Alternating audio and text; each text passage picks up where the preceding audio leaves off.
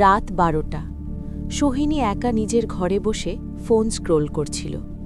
চারপাশটা অন্ধকার, শুধু ফোনের আলো তার মুখে পড়ছিল। হঠাৎ তার ফোনে একটা কল এলো। কলের আইডিতে লেখা মা। সোহিনী অবাক হয়ে গেল, কারণ তার মা তো পাশের ঘরেই আছে। তবুও সে কলটা রিসিভ করল।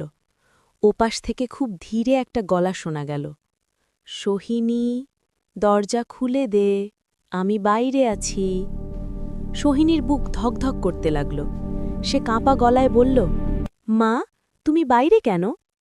ওপাশ থেকে আবার সেই গলা, তুই দরজা খুল, আমি ঢুকতে পারছি না। সোহিনী ধীরে ধীরে দরজার দিকে হাঁটতে লাগল। ঠিক তখনই তার পেছন থেকে একটা গলা ভেসে এলো, কোথায় যাচ্ছিস?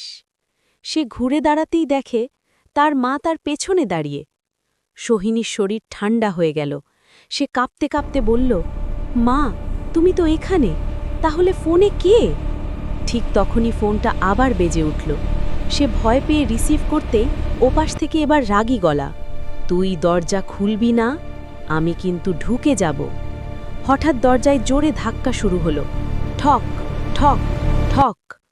ঘরের বাতি হালকা ঝিলমিল করতে লাগল। সোহিনীর মা ফিসফিস করে বলল, কখনো নিশির ডাকে সাড়া দিবি না। হঠাৎ সব চুপ হয়ে গেল। পরদিন সকালে পাড়ার লোকজন দেখে সোহিনীর ঘরের দরজা খোলা। ভিতরে কেউ নেই, শুধু মেঝেতে পড়ে আছে তার ফোনটা।